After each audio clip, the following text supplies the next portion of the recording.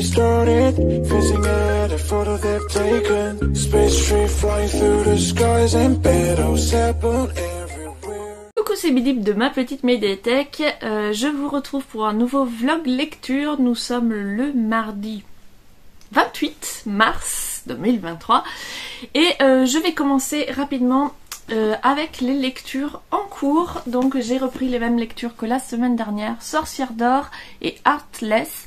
Donc je suis dans la fantasy avec Sorcière d'or. Nous sommes dans des îles sur les Caraïbes où règnent des sorcières. Donc il y a deux clans qui s'affrontent. Les c'est des noms, j'y arrive pas. Les Alombar qui sont au pouvoir et qui sont opposés aux Beya qui étaient les anciennes sorcières au pouvoir.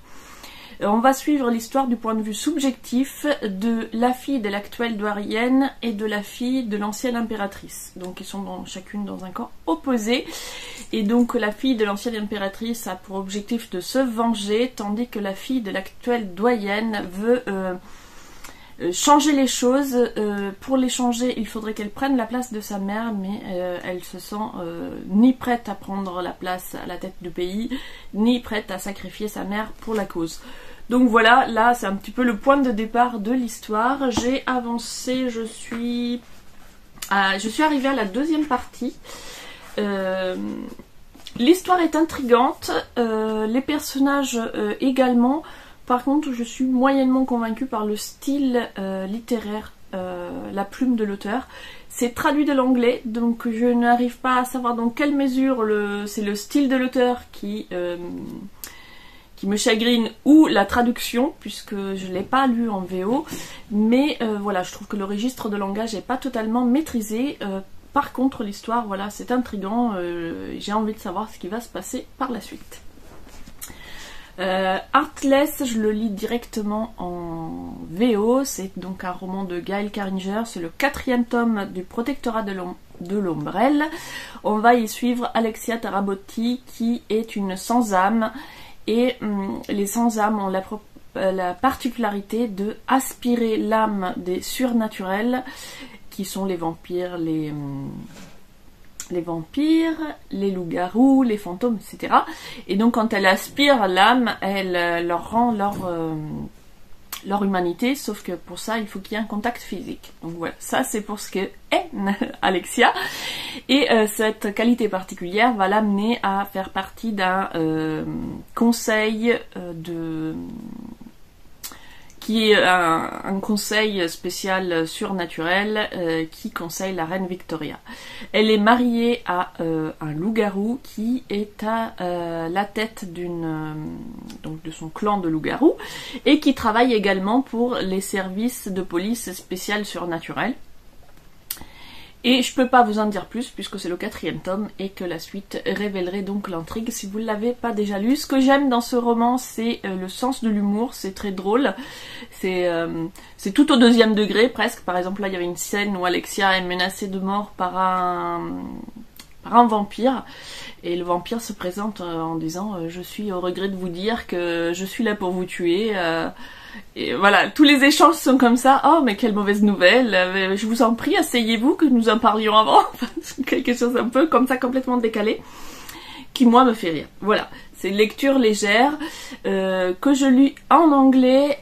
Niveau anglais, c'est pas forcément ce qu'il y a de plus facile. J'ai lu des romans qui étaient plus faciles à suivre. Là il y a quand même beaucoup de vocabulaire spécifique à la société victorienne, notamment dans tout ce qui est mode, puisque Alexia est fan de mode et du coup elle va beaucoup parler des vêtements. Donc c'est des termes spécifiques à la mode de 19e siècle. Le premier tome, je me suis pris la tête à essayer de chercher pour comprendre de quoi elle parlait. J'ai laissé tomber. Quand elle parle de fringues, je comprends pas tout, mais je sais qu'elle parle de fringues. Des fois il y a aussi des blagues, parce que comme c'est beaucoup de l'humour, ben, comprendre de l'humour dans une autre langue, donc des fois je comprends que je suis en train de lire quelque chose qui est censé être drôle, mais je comprends pas toujours en quoi. Mais ça va, j'arrive quand même à suivre l'intrigue Et en anglais, c'est pas...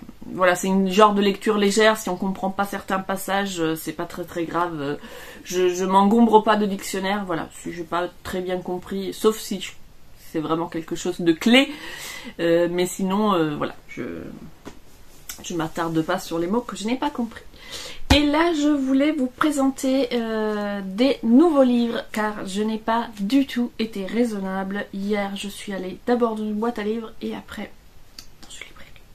Dans la boîte à livres, j'ai trouvé L'homme invisible et La planète des singes, donc 2 livres de poche, pas forcément en très très bon état, mais des classiques de la SF. Et donc, je me suis dit que ça serait sympa de les lire.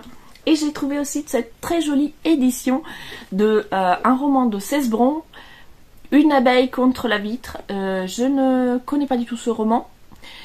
Par contre, Cesbron, c'était l'auteur qui m'a fait aimer la littérature quand j'étais ado. Donc quand j'ai vu qu'en plus c'était une très jolie édition, j'ai eu envie de le prendre. À l'intérieur, elle n'est pas spécialement... voilà, elle n'a rien de particulier. Mais voilà, ça fait joli dans la bibliothèque. Et puis ça fait un moment que je me dis j'aimerais bien relire Cesbron pour voir ce que ça ferait maintenant. Et ensuite je suis allée chez Croquebook à La Rochelle. Donc c'est une librairie spécialisée dans les fins de série et les déstockages. Donc on y trouve des très chouettes choses à des petits prix. Et donc j'ai pris... Alors j'y suis allée pour ce livre là. Donc teindre la laine avec des plantes. J'ai très envie de me lancer dans la teinture végétale. J'ai déjà fait quelques tentatives, je me suis fait une jupe notamment que j'ai teint avec du curcuma et j'ai beaucoup aimé le résultat. Et du coup je me suis dit j'aimerais aller un petit peu plus loin. Et donc me renseigner un peu. J'avais déjà acheté un livre, toujours chez Croquebook d'ailleurs, que je vous ai présenté dans un précédent vlog, qui était la teinture végétale, mais c'était surtout sur des tissus, et ils avaient celui-ci spécifique à la laine. Et au début je me suis dit, oh bah non, l'autre suffira, puis j'essaierai sur la laine. Mais bon, teindre du coton ou de la laine, c'est quand même pas la même chose. Du coup je me suis dit que, voilà, coûtait 9 €, je me suis pris aussi celui sur la laine, comme ça je vais pouvoir étudier les deux. J'aimerais faire... Parce que je sais qu'on peut faire de la teinture végétale et la fixer avec des agents plus ou moins chimiques pour que ça soit plus durable. Moi j'aimerais faire quelque chose de plus naturel possible et n'utiliser que des produits que je peux utiliser à main nue. C'est un peu ma référence. Si je dois mettre des gants ou à pire des masques, je ne veux pas en faire. Donc il faut que j'étudie tout ça et voir qu'est-ce qui est possible de faire... voilà, avec des plantes, du vinaigre et puis c'est tout. Du bicarbonate éventuellement, je ne sais pas, mais sans produits qui nécessitent l'utilisation de masques ou de gants. Ensuite, je suis tombée sur les 4 déesses du cycle féminin. J'étais pas du tout partie pour acheter ça, mais... les 4 déesses, au fait, je vais vous raconter ma life. J'ai fait un rêve il y a quelques temps, très, très étrange, et à un moment donné dans ce rêve, il était question de 4 déesses. Et quand je me suis réveillée, je me suis dit, mais c'est quoi ces 4 déesses? Et du coup, j'ai cherché, et je ne trouvais que des déesses triples.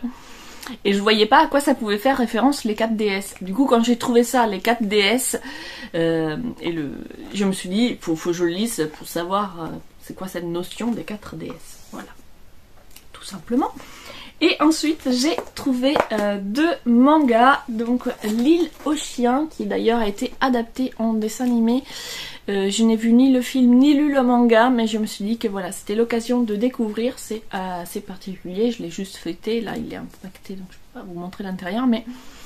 je l'ai juste feuilleté, on est sur quelque chose de particulier, pas du manga mainstream, mais du coup ça peut être intéressant. Et j'ai également trouvé ce petit manga, donc il s'intitule Tongari Thanatos, sur cet ado qui a une espèce d'excroissance qui va pousser sur sa tête et qui a déménagé à la campagne. Et donc voilà, ça va être un peu tranche de vie de cet ado dans sa nouvelle vie à la campagne.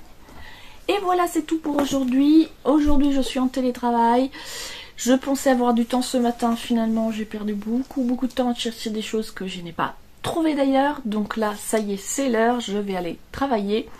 Et je vous retrouverai peut-être un petit peu plus tard, en fin d'après-midi, pour vous dire si j'ai pu lire un petit peu ou pas.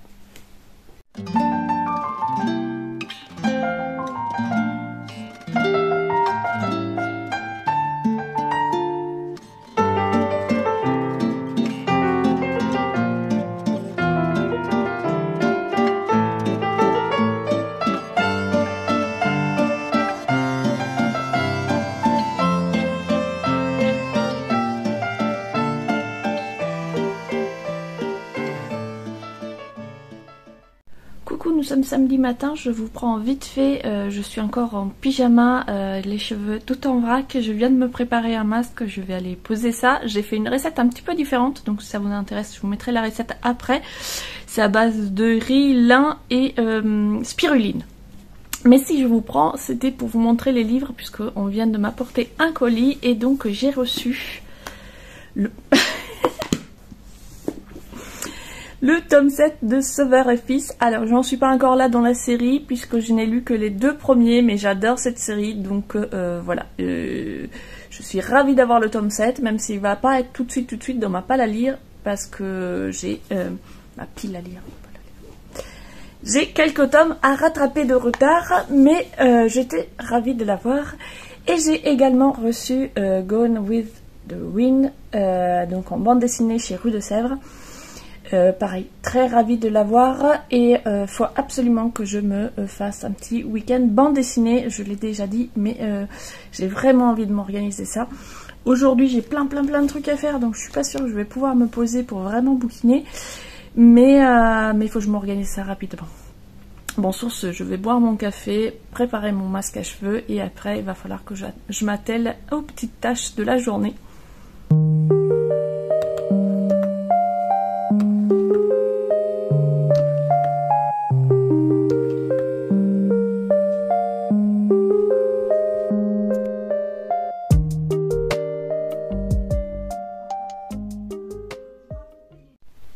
Coucou, aujourd'hui nous sommes le 1er avril et du coup j'ai eu envie de me faire un petit tirage pour déterminer les énergies du mois et qu'est-ce que je devais travailler ce mois-ci. Du coup j'ai utilisé en jeu principal l'oracle divine que j'aime bien pour faire un tirage en 3 cartes, avec la première carte ce que je dois travailler ce mois-ci, la deuxième ce que je dois éviter, et la troisième carte sur quoi je peux m'appuyer. Et puis cette troisième carte, comme elle n'était pas très claire, j'ai eu envie d'avoir des éclaircissements, et pour ça j'ai utilisé l'oracle des runes que je viens de m'acheter. Donc c'était la première fois que je l'utilisais. Je peux pas dire que du coup le message était très clair, parce que pour une première fois, bah évidemment je connais pas le jeu, etc.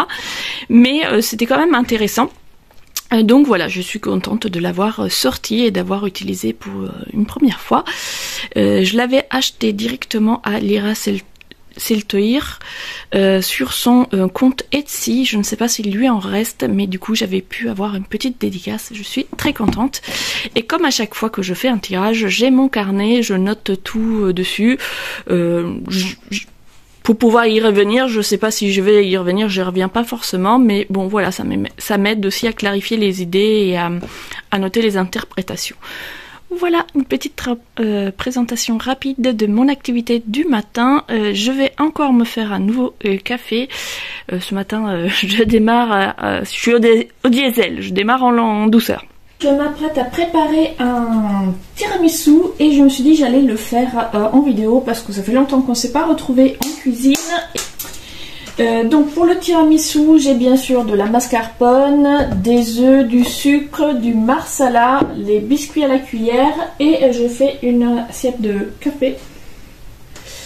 J'ai des quantités industrielles comme vous pouvez voir, hein, mais ils sont tellement gourmands qu'à chaque fois j'en fais, il n'y en a jamais assez. Donc là j'utilise 2 grands pots, donc ce sont 2 grands pots de 500 grammes. Je vais utiliser 6 œufs.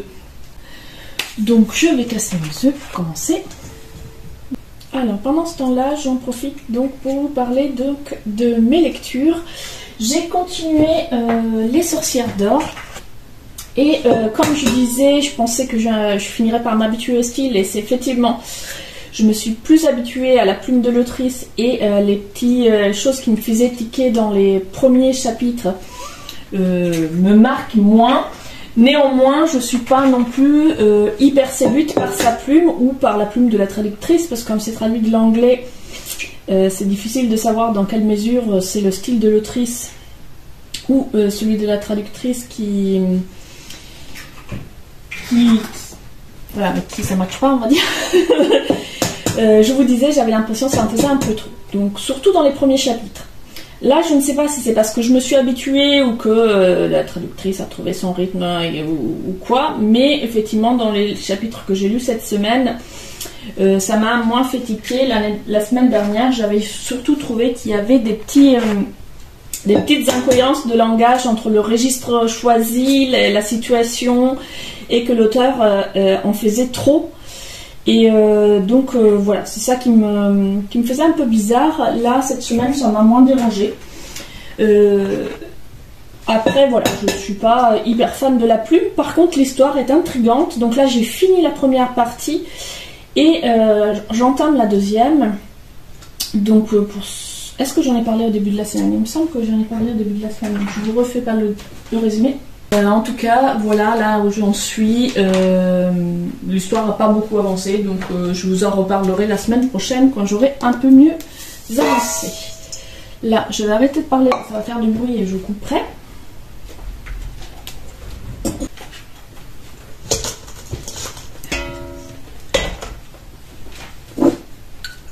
Alors là, je vais mettre mon marsala. Alors on peut le faire avec d'autres alcools, hein. Souvent les recettes disent d'utiliser de l'amaretto. Moi j'aime beaucoup le marsala, donc j'utilise soit du marsala standard, soit du marsala aux amandes quand j'en trouve. Là c'est du marsala standard. Vu la quantité de mascarpone que je vais mettre, je mets au moins 2 cuillères à soupe. Mais c'est vraiment pour parfumer, hein. C'est pas pour faire un dessert alcoolisé.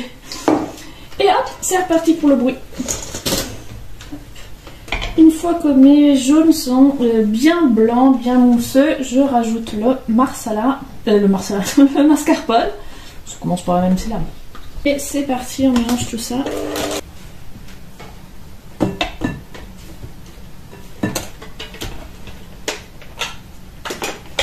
Et ça y est, j'en ai fini avec la canal. C'est bon. Je l'ai posé là pour l'instant. Là, je mélange mes blancs montés en neige avec le reste. Et c'est ça qui va faire que le mélange sera très léger, très mousseux. Enfin, léger façon de parler, hein, parce que c'est très gras. Mais ça donne une consistance très légère au tiramisu et que les gens aiment beaucoup. Pendant ce temps-là, je vais vous parler d'une autre lecture que je viens de commencer en audio-livre. Donc, j'avais fini la semaine dernière, il me semble, Le sang de la cité. Et du coup, j'ai enchaîné avec un policier de Natacha Calemestre. Je ne suis pas sûre de bien prononcer, mais j'y arrive jamais. Et qui s'intitule Le testament des abeilles. Donc j'ai dû écouter 2-3 chapitres. C'est très bien pour moi en ce moment, les livres audio, c'est parfait parce que je me sens particulièrement fatiguée. Du coup, je me pose sur le canapé avec le livre audio. Je peux tricoter en même temps, ça correspond parfaitement à mon humeur du moment. Et donc dans ce roman, là pour l'instant, dans les premiers chapitres, l'intrigue commence à peine. En tout cas, on va suivre un policier qui travaille pour la police judiciaire française. Donc nous sommes à Paris et il va enquêter sur des morts suspectes qui ont l'air d'être des suicides, mais dont les circonstances sont étranges. Et donc ça intrigue donc cet inspecteur qui ne croit pas à la thèse du suicide qui semble la plus évidente, mais qui colle pas avec les détails de la scène de crime. Donc voilà, pour l'instant je ne peux pas vous en dire grand chose. C'est la mise en place. Je trouve les personnages sont relativement sympathiques, très classiques par rapport à ce qu'on a l'habitude de trouver dans des romans policiers. Voilà, l'inspecteur séducteur, ténébreux, rien de très innovant pour le moment, mais plutôt sympathique. Hop. Je pense que je suis pas mal. On passe à la phase suivante. Donc là j'ai mon café, mes biscuits et je vais faire mes couches du coup.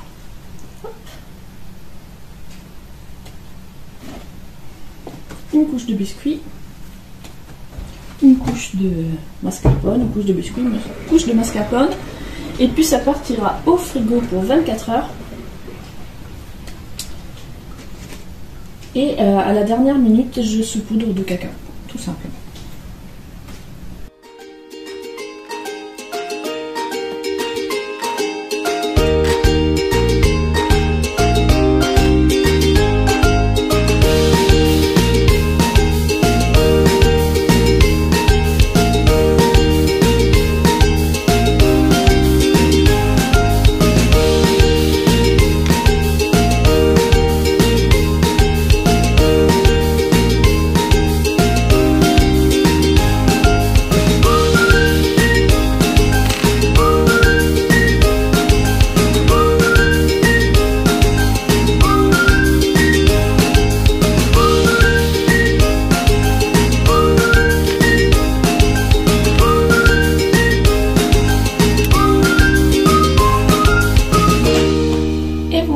Ils sont prêts, je vais les mettre au frigo.